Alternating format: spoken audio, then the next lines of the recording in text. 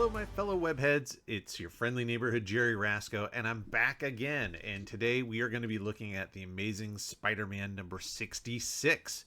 Uh,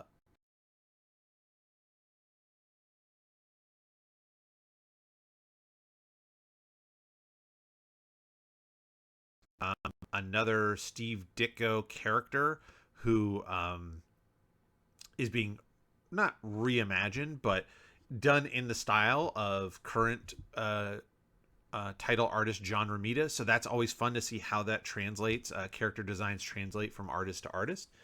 Um, yeah, and so it's a great jumping on point for kind of a new storyline. We've wrapped up the old and moving on to this new plot thread.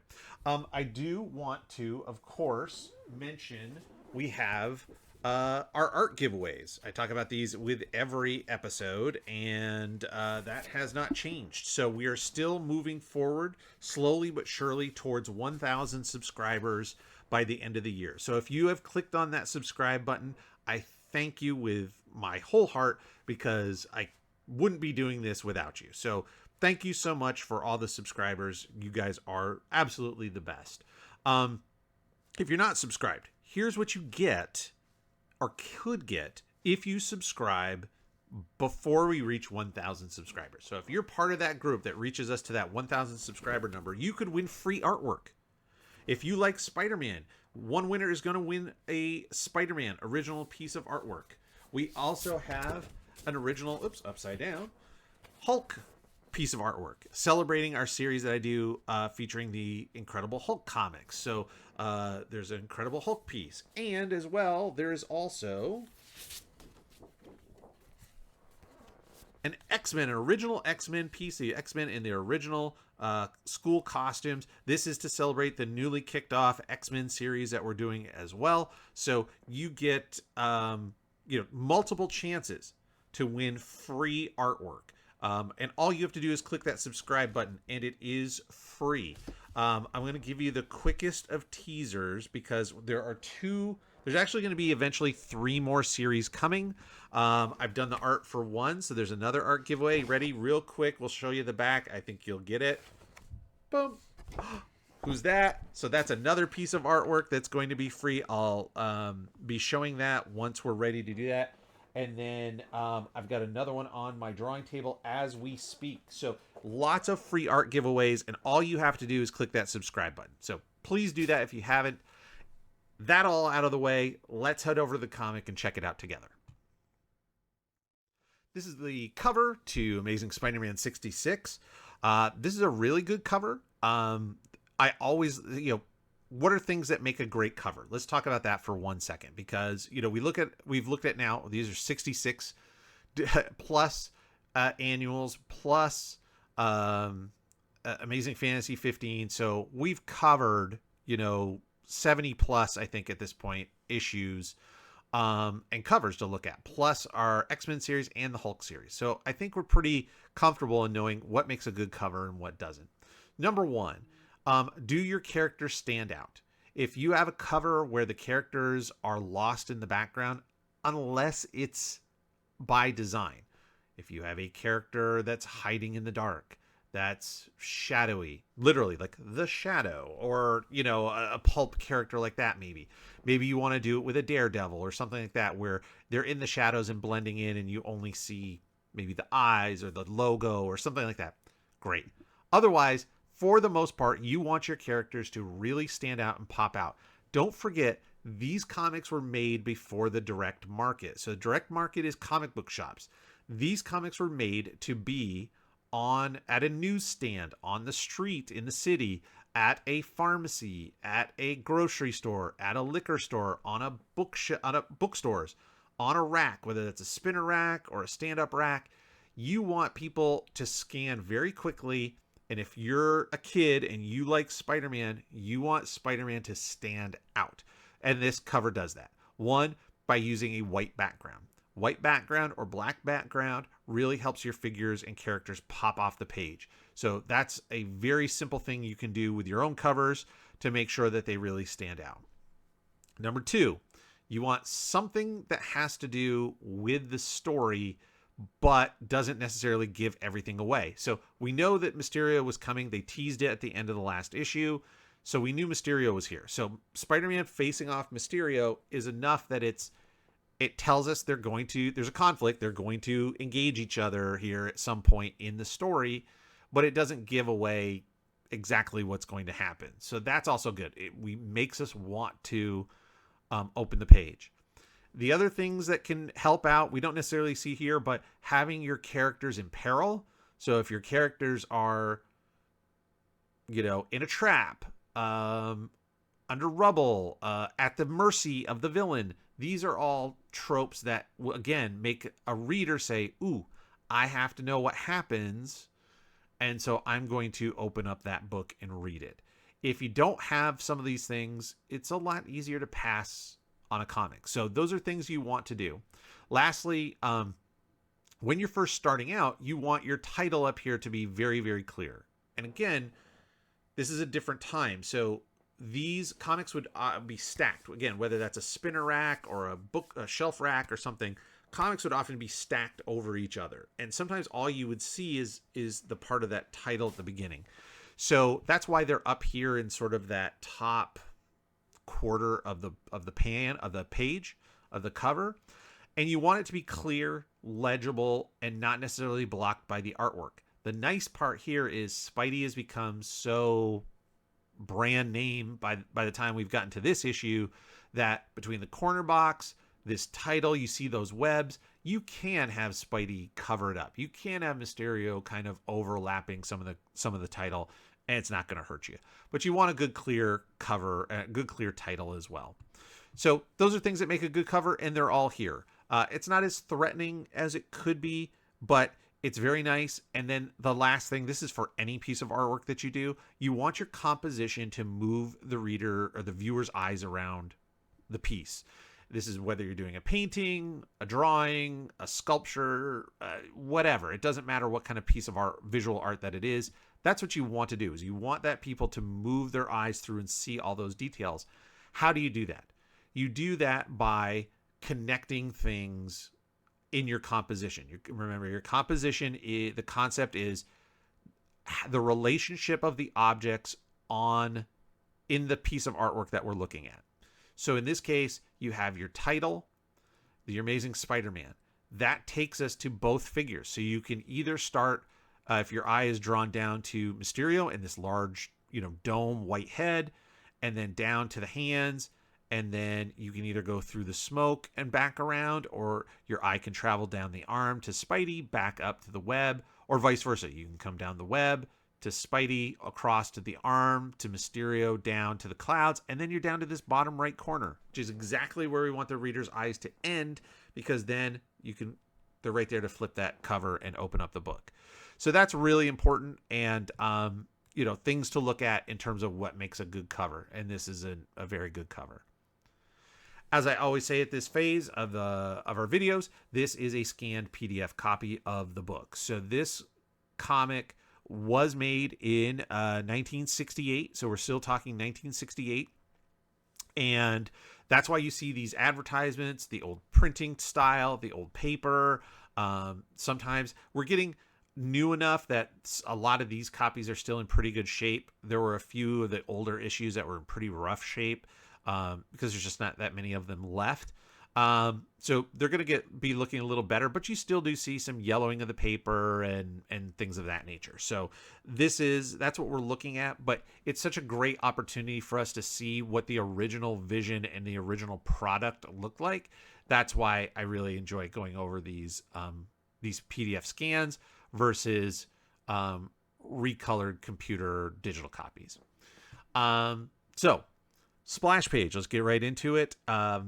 Actually, let's start here. We're back to the regular art team. So we had one issue, the previous issue, Don Heck and Mike Esposito, aka Mickey DeMio, aka Mick DeMio. They were not the finishing pencils and the inker. It was inked by Jim Mooney. So John Romita layouts to straight finished inks by Jim Mooney. Now we're back to the regular team here of Don Heck doing finished pencils over John's layouts, and then Mike Esposito inks. Great splash page, very exciting, kicking off a new story, but right into the story, but with a very epic kind of imagery. So you've got Mysterio making his grand posing, and there's this amusement park here. How is that going to play into the story? I did note right off the bat here, we'll see it and I'll point it out. There's lots of this. I'm going to zoom in just a little bit. So you see this cross-hatching background. There's a lot of that in this issue. And we'll talk about it as we go through why you would use that. And then let's see, what else do I want to talk about real quick? So let's start with that, actually. So you could just go ahead and add black and black out the entire background. The problem is, if you do that and you don't include, which we talked about in the previous episode, go check that out if you haven't watched that one yet, about halos, ink halo. So essentially, if you made this all solid black and it went all the way and touched where these shadows are in the gloves, all you would see is just these little fingers, the little highlights on the top of the fingers popping out. And that would lose the form of the hand. So one solution is you can add a little halo, which is just, you would go solid black in the background and you would just leave a little bit of a gap around this shadow. Or another option is this. You can do more of a crosshatch fade. So it's black to a very thick hatched, and theoretically you would lighten it up more as you get closer to the figure in these dark black shadows. But it's another way to do it. Again, you could probably more easily get away with a solid black background here because there's not a ton of shadow that it really butts up against other than maybe this hand. So you just have to do either, again, that halo inking or a rim light, which is a little bit of extra light source where there isn't really a light source. But I think one of the things, because this amusement park comes into play a lot and there's a lot of line work in this, the Ferris wheel, the roller coaster, the chair, the swing ride, all that stuff, if you try to go black behind all that, it would be really tough. So I think that comes into play a little later as we see this amusement park imagery more. But anyway, there's just a lot of this cross-hatching in the backgrounds, and those are some reasons you would use it. I noted I like the swirly smoke. So Mysterio always has this smoke around him that helps mask his presence and helps him disappear and all that kind of stuff.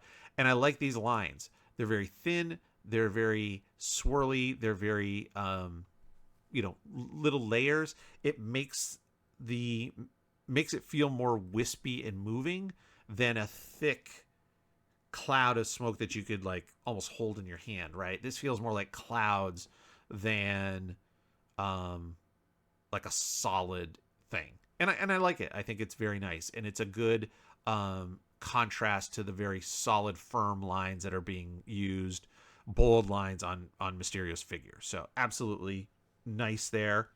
I noted in my notes, the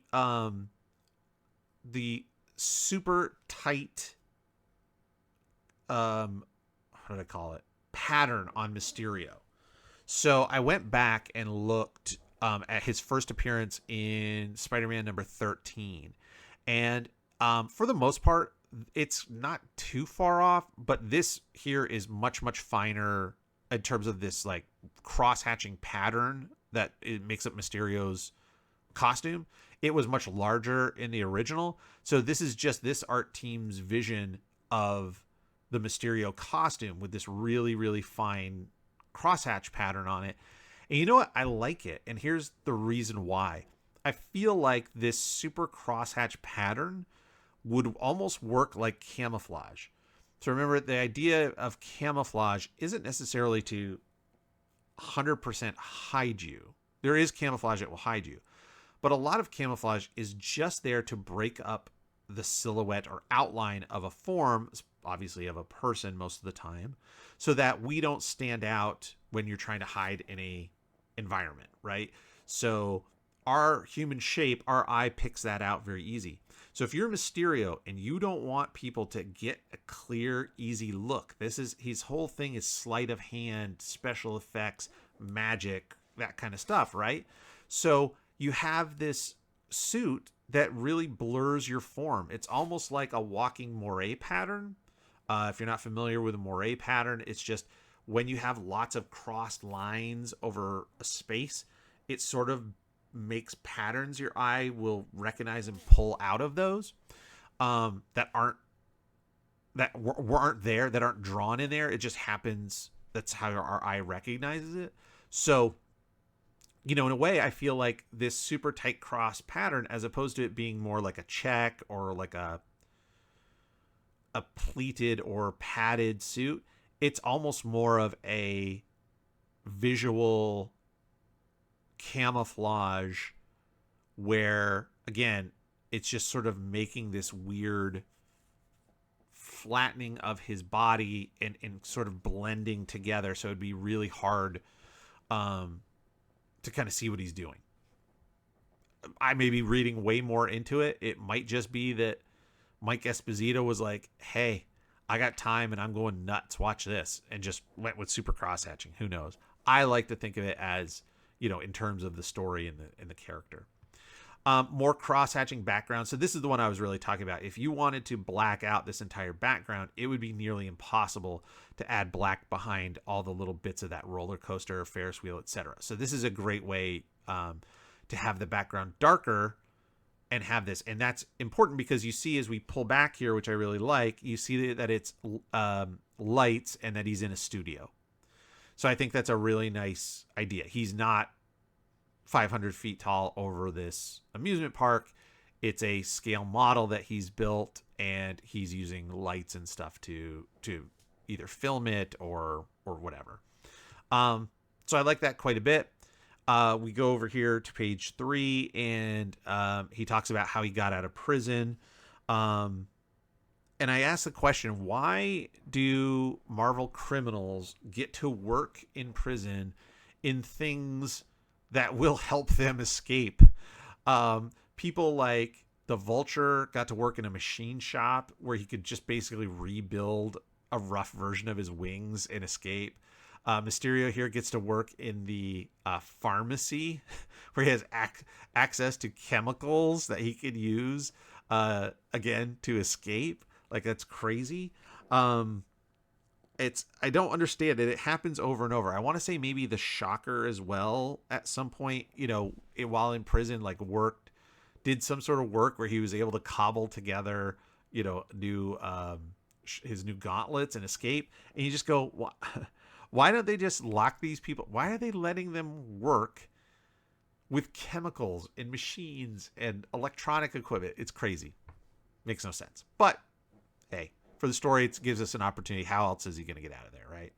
And then last thing, let's talk about this real quick. I love this lighting on the guard. So Mysterio uses chemicals to produce a smoke screen, which allows him to obviously sneak out without anybody seeing on top of this truck, the laundry truck, classic. But I really like this light. The light is coming from the cell. So it's not coming from above. It's not coming from below. It's coming out at him. So that's why his face is illuminated, but so is the top of this arm and the top of the gun, but also the chin. So it just really helps. And then great choice of coloring too. The yellow is where real light is hitting. The blue is where the shadow is. Now, if you really wanted it to be a super strong light source, his whole hand would be silhouetted with maybe that yellow rim lighting again around the top, like the edge of the thumb, top of the hand, stuff like that. But the whole back of the hand would be silhouetted. That's a little much. We want to make sure people understand that that's what this guy's hand is. So using the colors to separate light source from shadow, nice little touch there. Very subtle, but again, really, really good stuff. Here again, more of that hatching background. And again, now this one is one where I think just a solid black background would really work to show that he's, reworking, he's rebuilding his his costume. He's putting his new plans together. He's got equipment. I think just a solid black background in this memory back here would help separate the computer equipment a little more and the fine lines that were used in there. I don't have a problem with it. It's just something to note. And obviously it's not something, maybe because it's a memory, maybe that's part of it as well. So we're not using as much solid black, because right down here in the next two panels, we can see the buildings have big shadows on them based on the sunlight. So shadowing's not an issue. It's just a choice here. Let's see. The panel 3 here, this swinging pose of Spidey as he's heading over to pick up his stuff. So this is from his vulture battle. His clothes and camera were left on the rooftop there, so he's got to go grab it. And I love this pose. This pose of him swinging from below up to it is terrific. Great hands, great body posture, anatomy's terrific, proportions are great. The only question I have is, why is it so small on the page? So this is one of those things where, again, the Marvel method may sometimes do a disservice to the artist. So what I mean by that is, very quickly, again, I know we got a lot to go over. The Marvel method, we've talked about it before. Basically, you have a story plot. And a story plot is something as simple as Mysterio escapes from jail. Spidey, kind of wraps things up from last issue. Then he sees Mysterio. Mysterio calls him out. Spoilers, Mysterio calls him out on the news. He goes and confronts Mysterio, and I won't tell you what happens at the end, but we'll get there. But it's just a overall very high level story arc. What's going to happen in this issue? And then the artist kind of breaks that down. Okay, from this page to this page, I'll show this. On these pages, I'll show that. I'll have 2 pages of this action, whatever it is, and they kind of start drawing it. Now, sometimes that would be, hey, Stan, what do you think of that? Great, thumbs up, go for it. Others may be more of like, hey, here's my thumbnails and some ideas about the dialogue and stuff. What do you think? Oh, great, let's change this. Let's, move that, etc. So this artist is writing the story without knowing exactly what the dialogue is going to be. Some artists are more involved. They're writer artists or artist writers. So they know. If you know what the dialogue is going to be in advance, then you can adjust your drawing in the panel to make sure you leave enough space for the word balloons. If you don't know, then in a case like this, maybe there was a lot more space left in case there's word balloons or big narration boxes or whatever, and then it wasn't used. So now you have all this negative space around Spidey. I don't need all this area down here. It's empty, wasted space. I really probably could cut this entire panel off above here. So like from, what I just highlighted above, and make Spidey a larger figure, more prominent in the panel. And you still have everything you need. So again, I just kind of question sometimes, like, why is there so much dead space? And just, again, inside baseball, sometimes, a artist is going to leave space for what they perceive might be dialogue or narration, and then it doesn't get used. But otherwise, great stuff, great lighting, great shadows, good figure work. I really, the whole thing is very, very good. Oh, real quick, I just noticed it. So here's the difference, right? This is perfect because it's on the same page. So here's Mysterio's sort of smoke shroud cloud. And remember, I noted how wispy the lines are. Very light, very moving, a lot of little round, so it's sort of billowing and again, seems a little thinner. This down here is supposed to be, I'm assuming, dust as he's shifting the rubble to dig for his clothes and camera and stuff. But see how this is stacked up on itself, almost like foam or bubbles. It feels much more solid than this kind of wispy smoke. And so that's where maybe, for me, I'd almost rather see something like that, like what Mysterio's doing here where it's more of a dust cloud. This just feels way too thick for me. So just an example of the difference. Not all clouds or smoke are made the same, right? Here we go, and gonna note it throughout the whole thing. Here's another hatch background. Why? Don't need it. You could definitely go solid black behind Spidey. You could go solid blue like we did in the next panel. Like, there's no reason for the black hatch background. Again, I don't have a problem with it. It's just a curiosity as why is there so much? And again, it may just be like sometimes, much like athletes, it's going to sound kind of a weird analogy, but when you are at the top of your profession, and I'm going to use athletes as an example, athletes will often challenge themselves in extra ways to make things extra hard because you're at the top and it's almost essentially too easy.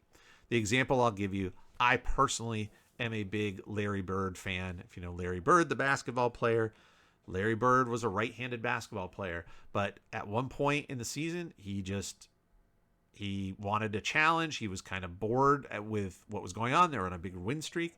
And he came out and said, I'm going to play the next game with my left hand. And he played like 3.5 quarters of a professional basketball game with his left hand, shooting, scoring with his left hand to make it harder for himself. So is it a possibility that an inker might go, hey, I'm bored with just filling in solid blacks. I want to do a little more, and I've got the time to do it. Maybe this is just a show-off move. Hey, check this out. I'm going to do a bunch of cross-hatching. Cool. The swinging pose below in panel 3 is very, very good. I like that as well. The angle's cool. It's really good foreshortening. Good big figure. This is what I was talking about. This doesn't have too much dead space around it. We've got enough room for Spidey, the dialogue, and he's a large figure coming at us. That's great. Terrific angle. Got a nice Dutch angle with the buildings kind of going sideways as he's moving through space. Awesome stuff. I really, really enjoy that panel a lot. I'm also a big fan of the web backpack. Anytime Spidey has the web backpack, I don't think as often we see straps. I think a lot of times he just sort of makes a web ball and goes and sticks it to his back. But I just always liked that idea. I thought that was cool as a kid to just imagine if you could just have your own backpack anytime you want. But then I was in my head, I was always like, how's he get his stuff out after? Like, he has to use his super strength to rip through the webbing because we know it's supposed to be really tough, or does he just wait for it to dissolve? Questions. Real quick, let's just touch on story here. We've got a lot of talking heads coming up, and we haven't talked about it in a while. Let's go through the story, and then I'm going to talk about the page layout and the panel composition in terms of story. So Peter has got a lot going on, and he's sort of, as he's heading to bed that night, he's thinking through it. So is Norman becoming the Green Goblin? He's ignored Aunt May for a while, and he's got to reach out to her at some point. He's hoping he needs money. He hopes that, he can get to Jameson and Robbie Robertson and sell them pictures, but he knows they think he ditched them during the Vulture fight. You've got Captain Stacy, who's very interested in Spider-Man, and of course, he believes Gwen Stacy is still very upset with him about all the stuff that happened with her dad. Again, follow up on previous episodes. So Spidey's got a lot spinning around in his head, and we're going to address a ton of that here in these kind of talking head pages. So that's what we've got here. He heads to the Bugle, and Jameson's like, you took off and didn't take photos when I needed you to take photos. Get out of here. Not knowing that Peter, of course, does have photos. And the other guy that was taking photos, I mentioned it in the last episode there, the last couple episodes, where he had this like ancient camera, like an old like early 1900s camera instead of a 1960s era camera. Well, that guy took horrible pictures, and all you've got is a little shadow of wings in the corners because he's no Peter Parker. So Jameson actually doesn't have photos. He really does need Peter's pictures. So he's going to have to swallow his pride at some point. Pacing. So when you have 9 panels like this in a grid, obviously it's not super conducive to your art. All of your art has to be very small. Your figures have to be small, or it's also a ton of close-ups because we're fitting in dialogue, people, some background work in very, very small panels. Each of these is probably about 3 inches wide by 5 inches tall. So 3 by 5 is a very small piece of real estate per panel. Why would you do it? Pacing.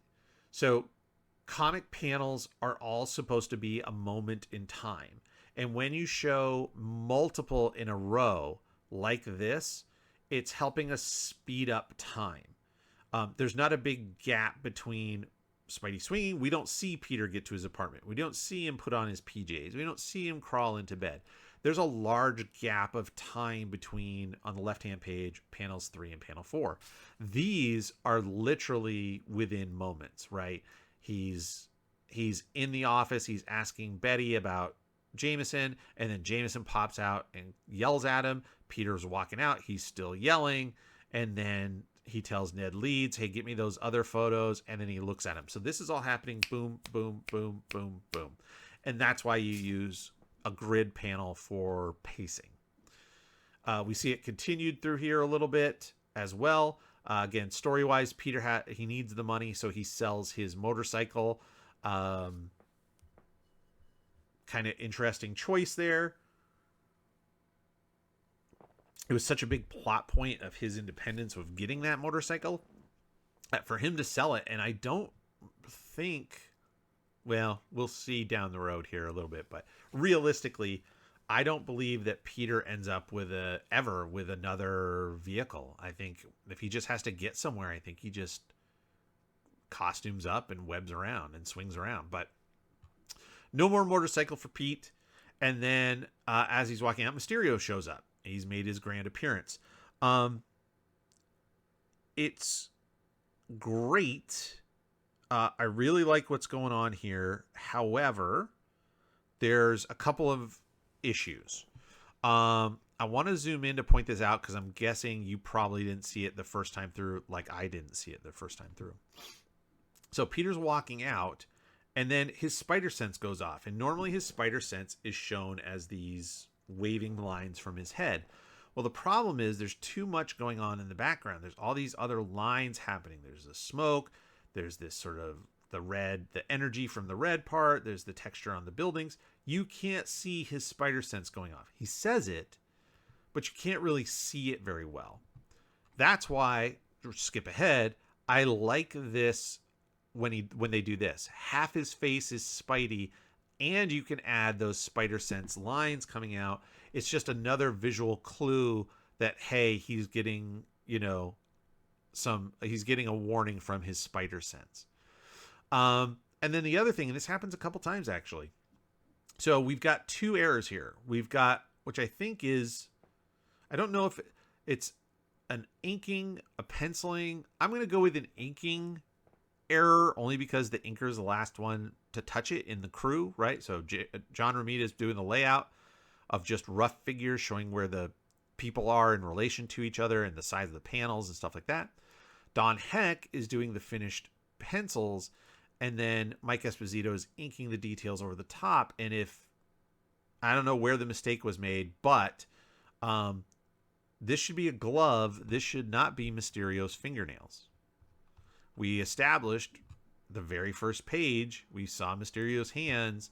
His hands are not bare. His hands have these light green gloves on them, same as the gauntlet. So, number 1, he should not be showing fingernails on his hand. Number 2, this should be the same light green color that we see over here, not the color of Peter in the background.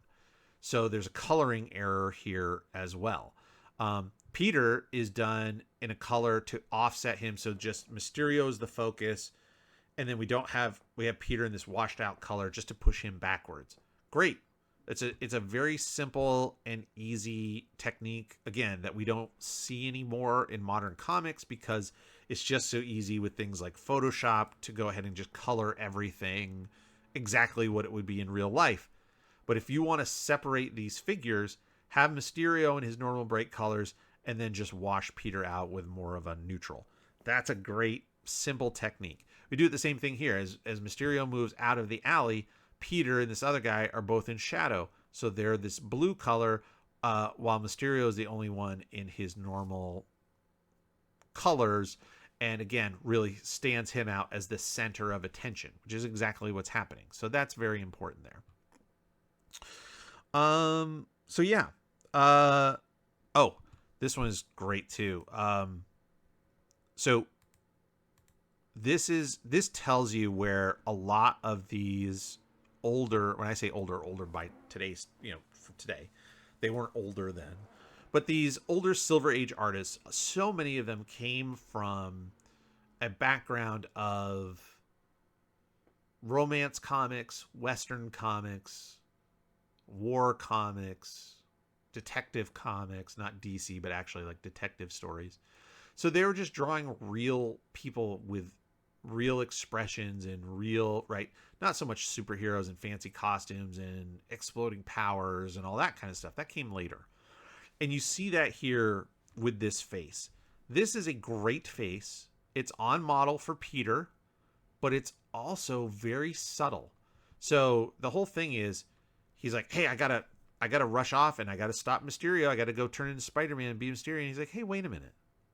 Why? What's in it for me? Police will get him. Like, nobody likes Spidey.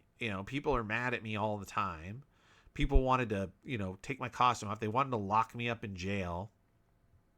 And, why should I bother? So he's, every once in a while, he has this little crisis of faith. And I really like this subtle expression. The teeth are gritted, but not like furiously. There's a little bit of the furrowing of his brow, which is nice. And these flush marks on his cheeks kind of tell like that he's squinching his face up a little bit. It's subtle, but we read the anger. And Peter isn't, unjustified in feeling that way, because of everything that he's gone through. Then, of course, he, it's just a passing moment, and he remembers, hey, I've got to help out. I've got to, so now he's struggling with this woe is me, but I have this obligation. What am I going to do? Now, Mysterio thought that was going to be enough, and he disappeared.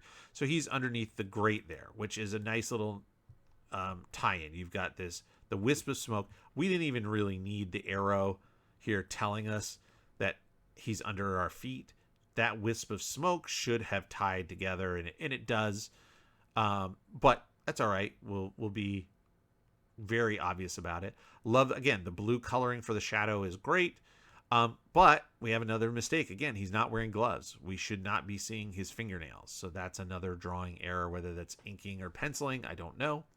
The inker always has a chance to fix it. So if somebody drew it in, there's nothing that says he has to ink it. He could have been the final check and said, hey, I'm not going to ink these fingernails. So, in my mind, it's kind of his error there, but, that you be by all means, I'm, form your own opinion, and I'd love to hear it.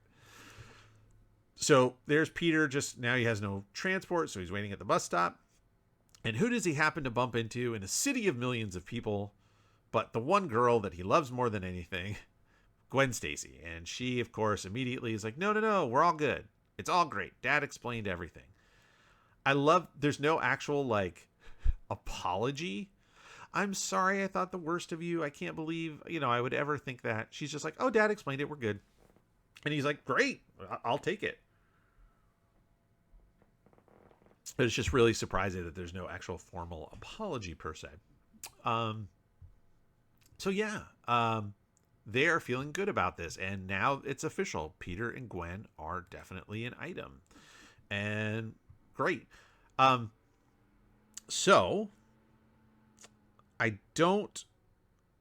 There's a thing here I don't like, and I understand what they're trying to do. I don't like these marks on her face. She's smiling. They're trying to essentially show dimples and show that her cheeks are pressing up, and that, so when your cheeks press up, there's a roundness, and you're trying to show that roundness of the cheek underneath with using little rendering marks. Problem is, these are in the wrong spot. They're coming from the side of the mouth. So all it does is just add a weird visual that isn't there. She's young. She doesn't have a lined face. She doesn't have wrinkles. She's like 20 years old, maybe. So being able to smile, we should at best, or worst case scenario, like here in this profile shot, you see that curvature. This is where it would be up above the corner of the lip. So going from that corner up to the cheek or the eye, that would be the way to do it. Here, just kind of coming out of the side of her mouth is just weird, and it does not work for me. Again, I get what they're trying to do, but I don't like it. You can see on the next page, you have Peter's face doing something similar where this is how it works. And this is right. So he's smiling. You've got the corner, the sort of dimples at the corner of his mouth, which is great. And then here's where the bottom of that cheek curves in, and then you have this flat spot, you know, over your teeth, basically, of your kind of upper lip area. So this one works great. This just looks like a smudge of dirt. It's too big. It doesn't, zoom in and get over there and take a look at it. Where is it? This doesn't work. If it was subtle like this, just a couple little ticks right there, it'd be great. It's been either overdrawn or smudged or something in the printing, but it doesn't work as well as this one. This is how you, on the left side, that's how you do it. Right side, not so much. Subtle, and it's a small thing, but it's important, right? Especially when you're dealing with a scene like this, which is just tons and tons of people talking. We've got to get through a lot of exposition to get this story moving, because we've the last several issues has just been fight. Lots of action, which is terrific. So now we've got to slow it down a little bit before we can ramp it back up.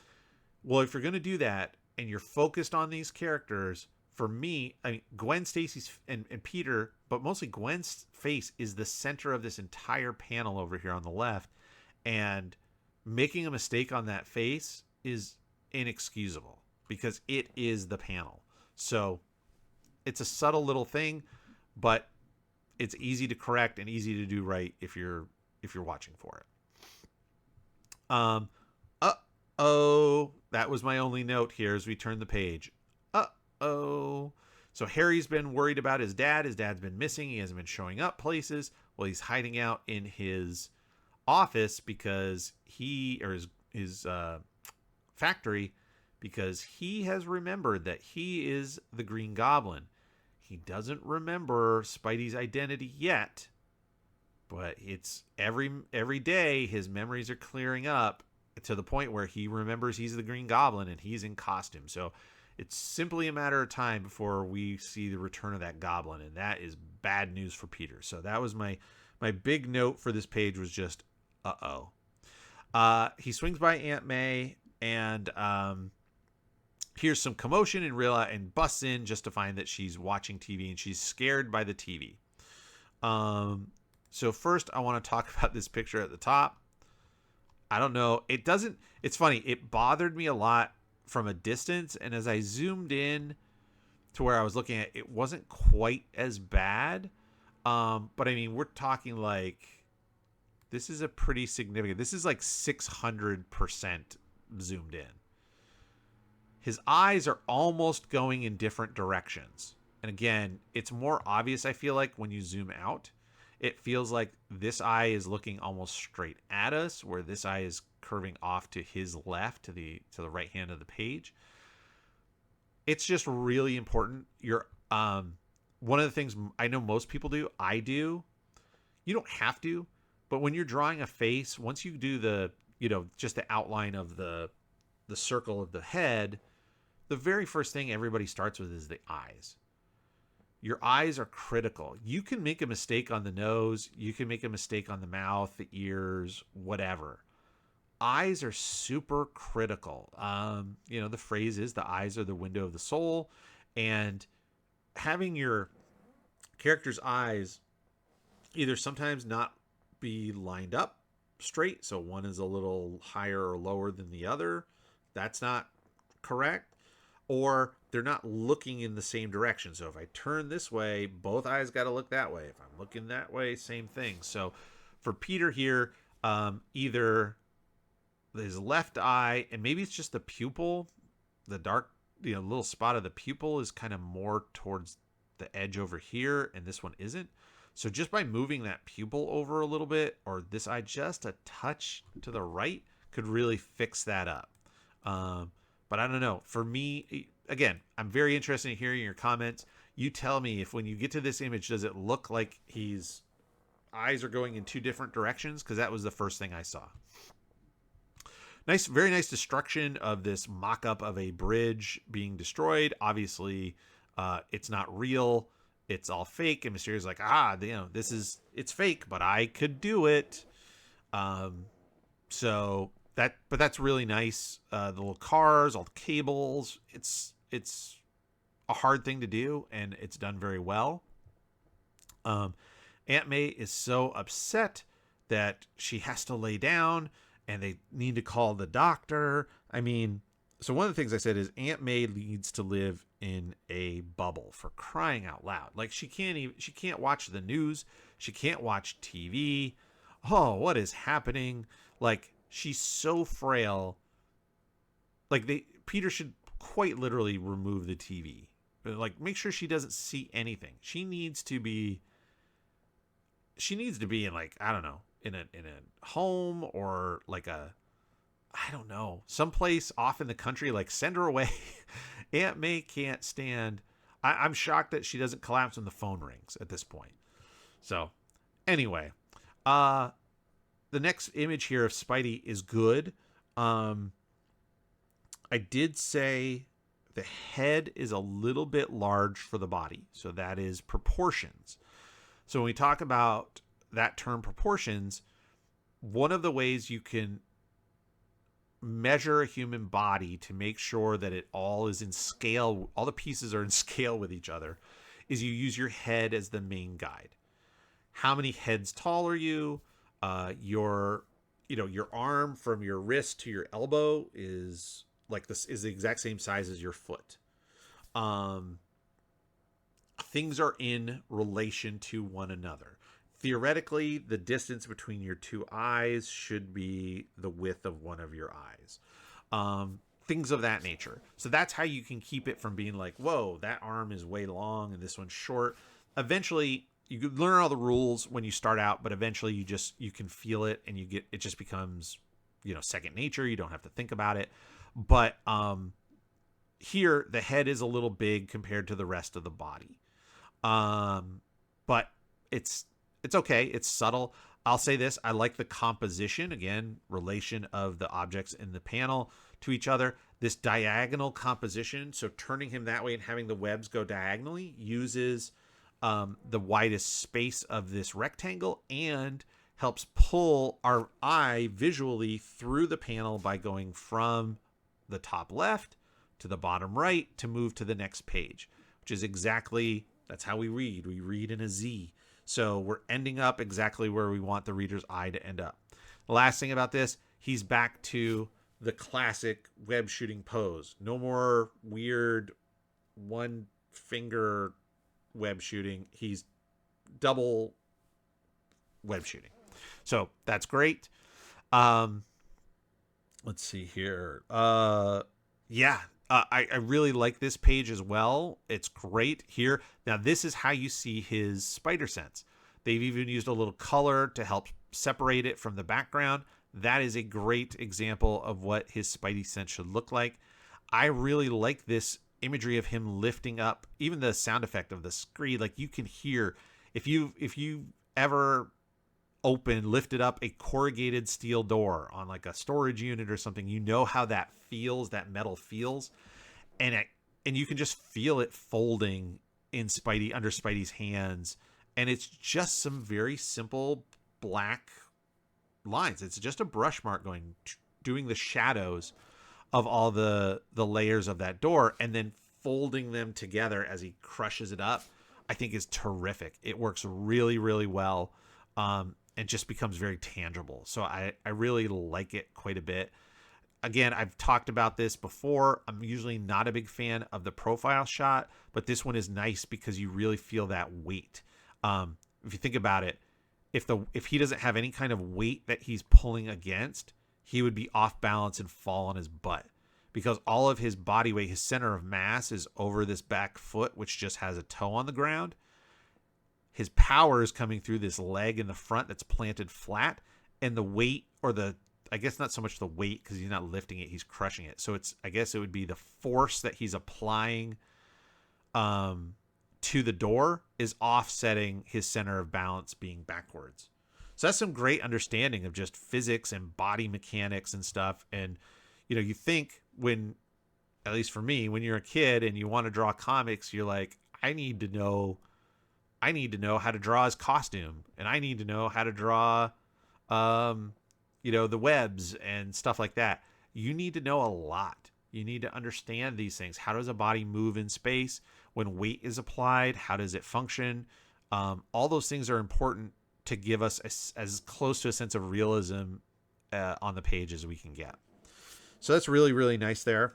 Let's see.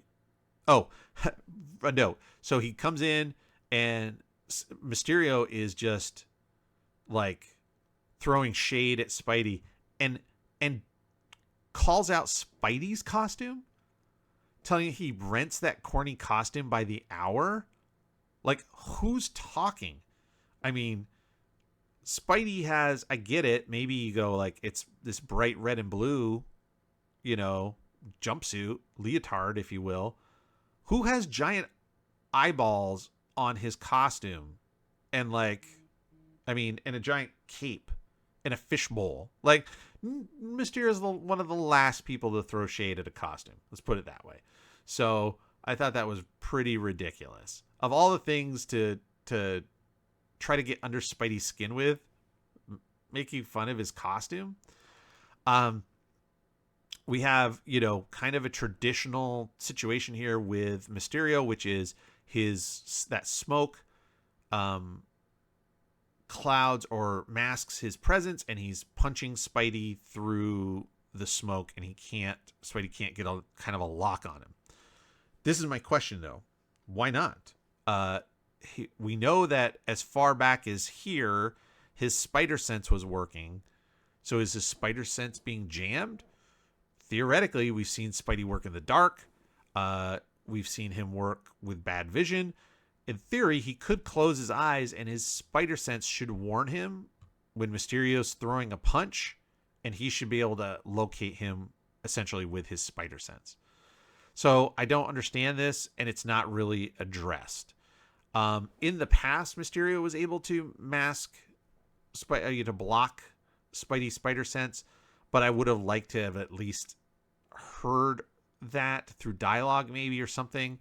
Like, this is a place right here, where Mysterio clicks the little button on his costume and goes, well, you're at my mercy. Your spider sense, I'm blocking your spider sense. It won't help you now. It can't save you now, or something like that.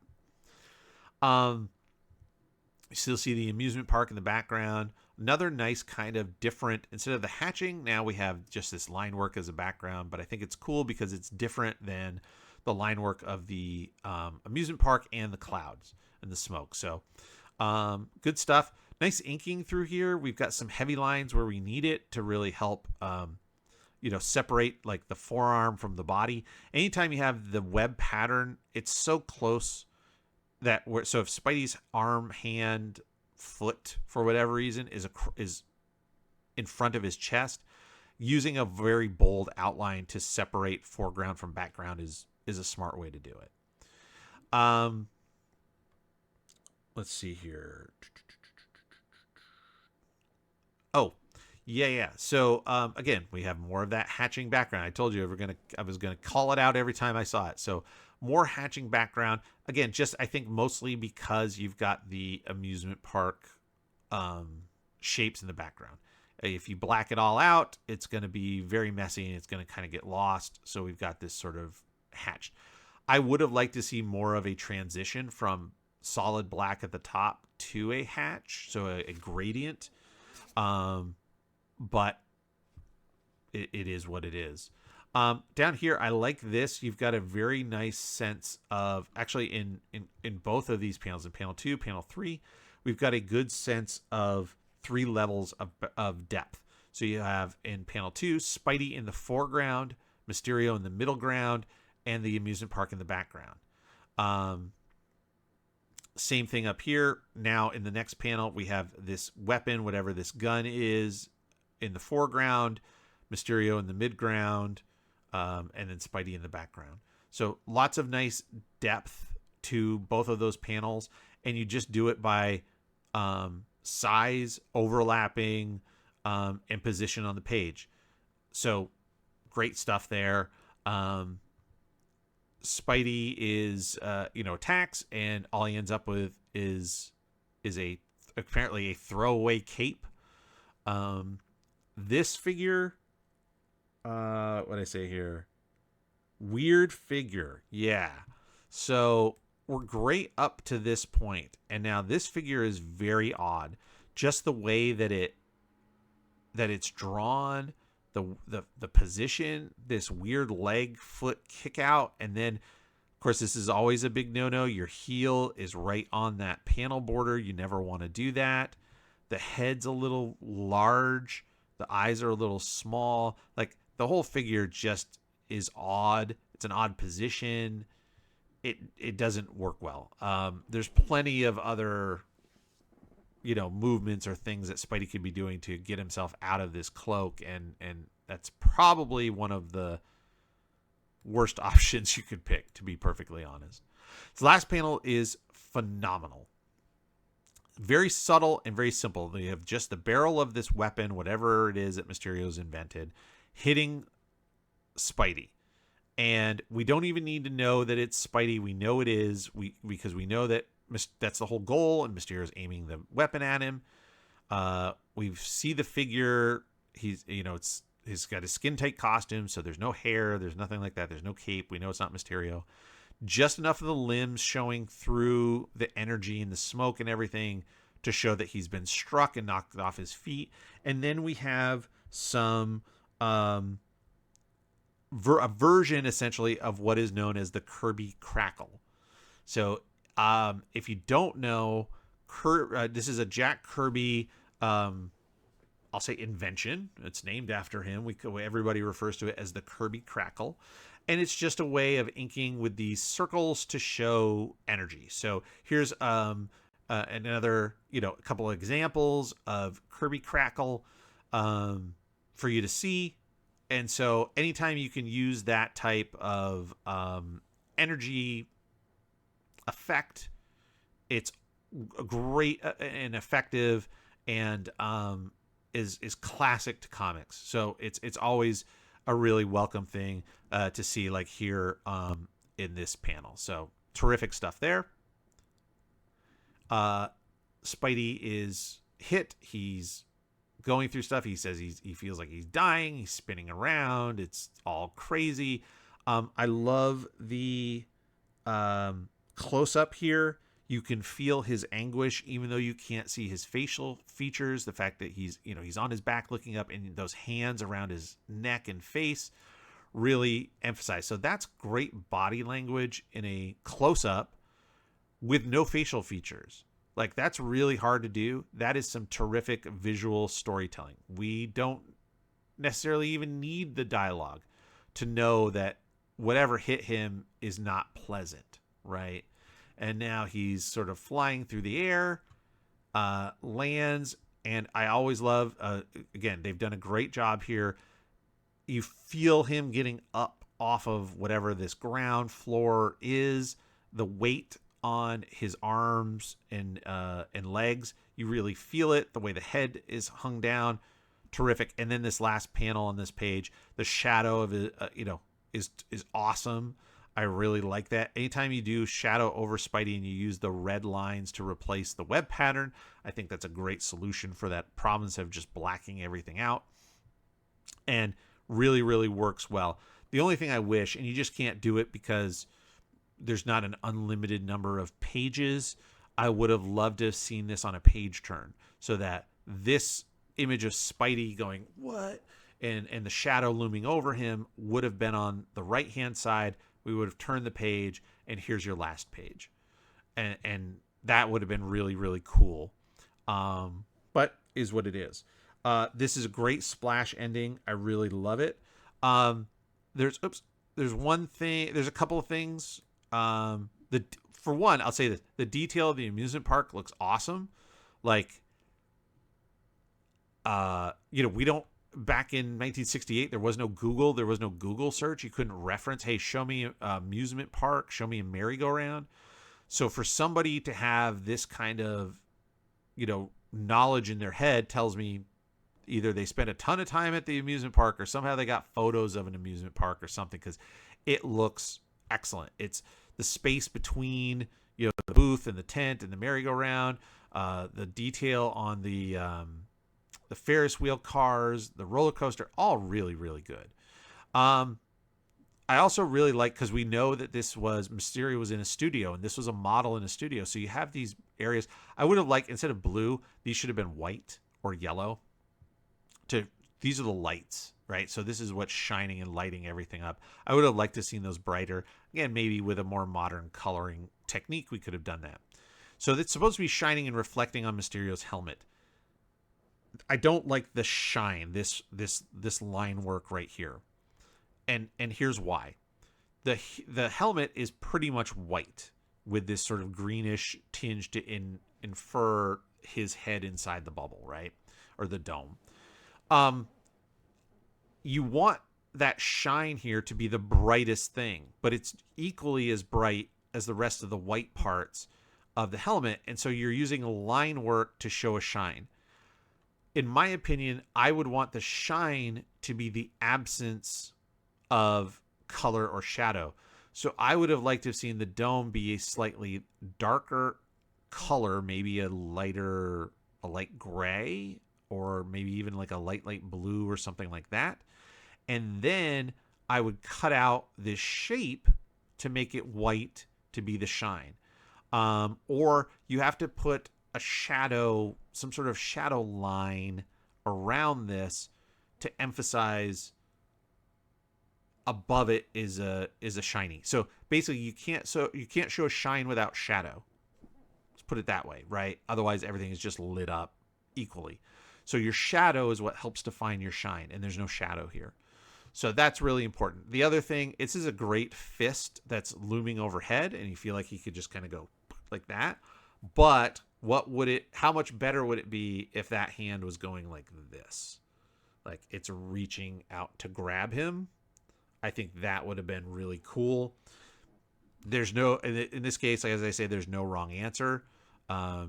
He can be doing this. This just looks more like he's shaking his fist, like, aha, I've got you, as opposed to I'm going to get you. And that hand looming would be much more, I think, menacing. So that would have been cool. But yeah, so there's the story. We've reached this great splash cliffhanger. It appears Spidey has been shrunken down and put into this amusement park, and it's just a matter of time. Mysterio is going to then crush him. So from there, we move on, and that's the end of the book. So let's cut back over to the desk, and we'll wrap everything up. So that is Amazing Spider-Man number 66. I think it's a pretty good story overall. There's not as much action as I would have liked, or nearly as much action as we've seen in the previous issues. So that did lower it a point on my ranking scale. But I did give it a very solid 7 out of 10. I like the fact that we've covered all the ground we needed to that had sort of been lingering. What's going to happen with Gwen Stacy? Kind of what's going on with Aunt May? What's happening with Peter and the Daily Bugle? And, is Jonah mad at him because he thought he left him and didn't pick pictures? And, so we've got it. And the whole thing with Norman. And now we see, Norman is definitely heading towards becoming, and it has become the Green Goblin again. So a lot of those things are moved forward in a very quick view. We're not spending a whole issue on Peter's life. There is some Spidey action in here, it just kind of takes until the end to really get there. But yeah, covers everything, covers everything I want, and leaves us with a great cliffhanger for an issue that I know is going to be a lot more action packed. So I'm very much looking forward to issue number 67. I hope you enjoyed it, and I hope you're looking forward to reviewing issue 67 with me. Same time right here next week with even more amazing Spider-Man. Thanks.